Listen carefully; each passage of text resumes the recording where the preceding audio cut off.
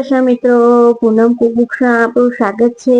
આજે આપણે એકદમ ઓછા તેલમાં, એકદમ ઓછી મહેનતમાં અને ફક્ત 15 મિનિટમાં કોઈ પણ ઝંઝટ કર્યા વગર આપણે આ નાસ્તો તૈયાર કરવાના છીએ। આ નાસ્તો એટલો ટેસ્ટી બને છે કે તમને ખાંડવી બનાવો તેને ટક્કર મારે છે। એવા આપણે એકદમ ટેસ્ટી એવા ખાંડવી બાઇટ્સ તૈયાર કરીશું। તો ચાલો એકદમ ખાંડવી બાઇટ્સ તૈયાર કરીએ। તો તેના માટે મેં અહીંયા 3 તીખા લીલા મરચાં અને 1 ઇંચ આદુનો ટુકડો લીધો છે। તમને જેટલા પ્રમાણમાં તીખું ગમતું હોય તેટલા પ્રમાણમાં તમારે મરચાં લેવાના। અહીં આપણે કટ કરી મિક્સરના બાઉલમાં એડ કરીશું। મિક્સરનું બાઉલ થોડું મોટું હોય તેવું પસંદ કરવાનું। હવે તેને આપણે મિક્સરમાં ક્રશ કરી લઈશું। ક્રશ કર્યા પછી તેમાં આપણે 1 વાટકી જેટલું અહીંયા દહીં એડ કરીશું। દહીં થોડું મીડિયમ, એટલે બહુ ખાટું નહીં બહુ મોરું નહીં તેવું મીડિયમ પસંદ કરવાનું। અને 1 વાટકી જેટલો આપણે અહીંયા ચણાનો લોટ એડ કરીશું।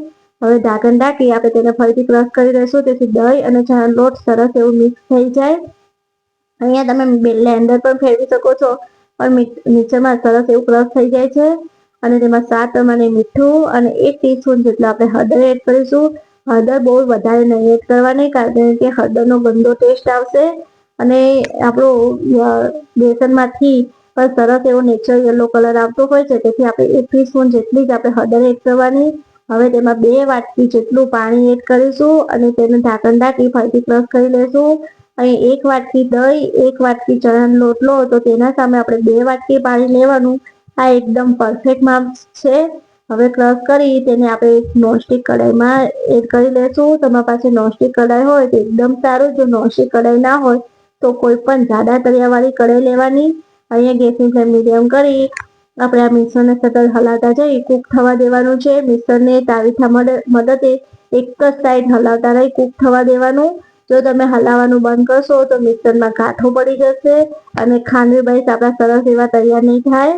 અહીંયા થોડું મિશ્રણ પતલું છે ત્યાં સુધીમાં આપણે કોઈ પણ ટ્રે, તમારા પાસે ટ્રે હોય તો ટ્રે અથવા કોઈ પણ થાળીને તમે તેલથી ગ્રીસ કરીને રાખી દેવાની।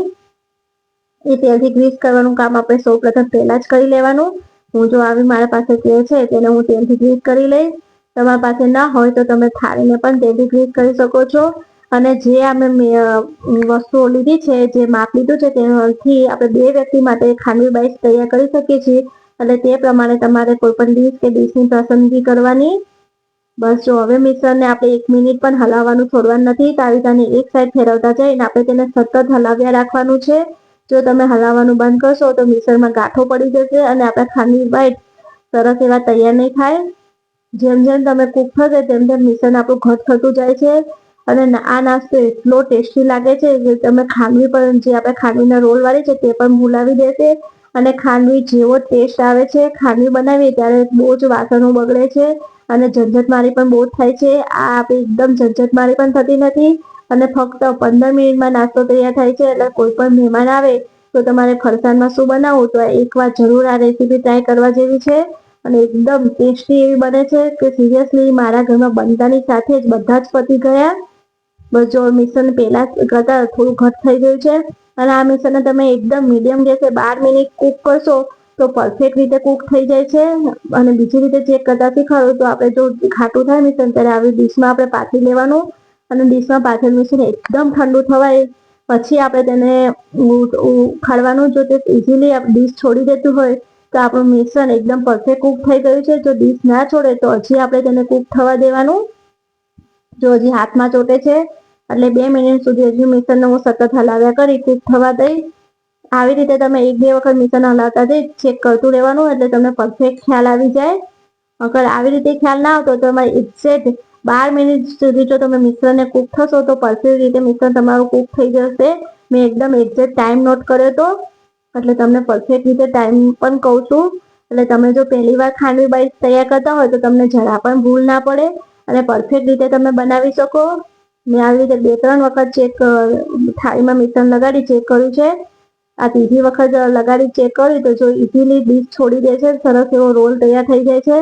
બસ આ જ સમયે આપણે ગેસની ફ્લેમ બંધ કરી બધું જ મિશ્રણને આપણે જે ટ્રેને તેલથી ગ્રીસ કરી હતી તેમાં એડ કરી દઈશું। આ કામ થોડું ફટાફટ કરવાનું। જો મિશ્રણ ઠંડુ થતું જશે તો એક જ સાઈડ લઠ્ઠો થઈ જશે એક જ જગ્યાએ અને સરસ એવું પથરાશે નહીં। એટલે થોડું ઉતાવળે આપણે બધું જ કઢાઈમાંથી મિશ્રણ લઈ ટ્રેમાં એડ કરી દેવાનું અને તેને તાવીથા મદદથી ઇક્વલી પાથરી લેવાનું। જો આવી રીતે બહુ જ વાર ઉપર તાવીથું નહીં ફેરવાનું। એકવાર પથરાઈ ગયા પછી તેને હળવેકથી ઉપરથી હળવેકથી મિશ્રણને લઈને પાથરવાનું। જો વધારે તમે તાવીથો ફેરવશો તો ગાંઠો પડીને બીજી જગ્યાએ ચોટશે। બસ જો સરસ એવું મેં ઇક્વલી પાથરી લીધું છે। હવે આ મિશ્રણને એકદમ ઠંડુ 10 થી 15 મિનિટ તમે એકદમ ઠંડુ થવા દેવાનું। જો પરફેક્ટ મિશ્રણ કુક થઈ ગયું હશે તો આપણા ખાંડવી બાઈટ્સમાં જરાય ક્રેક નહીં આવે અને પરફેક્ટ રીતે ખાંડવી બાઈટ્સ તૈયાર થશે। બસ જો આવી રીતે ડબ્બાને એકવાર ટેપ કર્યું। હવે આ મિશ્રણ ઠંડુ થવા દઈશ।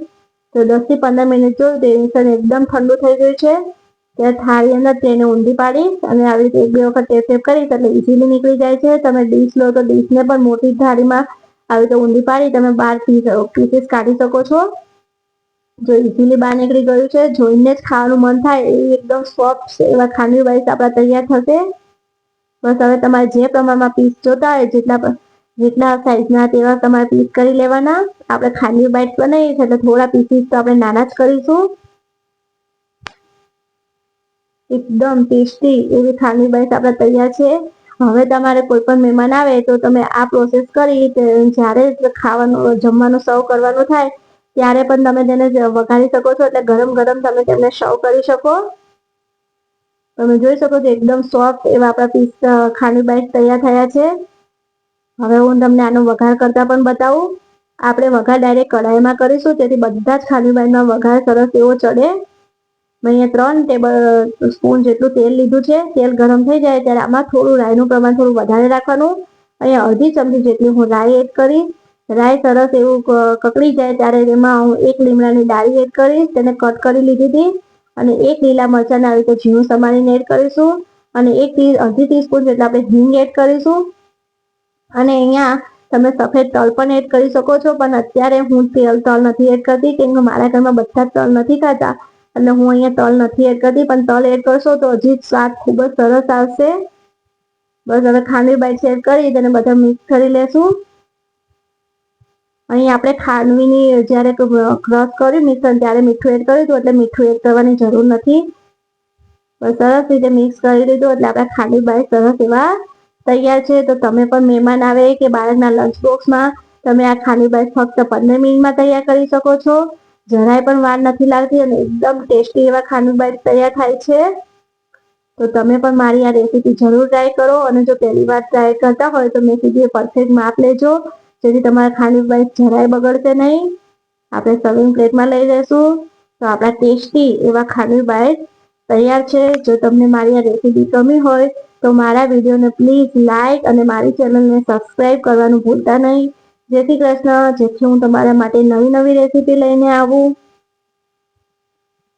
ઉપર આપણે થોડું ટોપરાનું છીણ અને ધાણાથી ગાર્નિશિંગ કરી લેશું તો આપણા ટેસ્ટી એવા ખાંડવી બાઈટ્સ તૈયાર છે।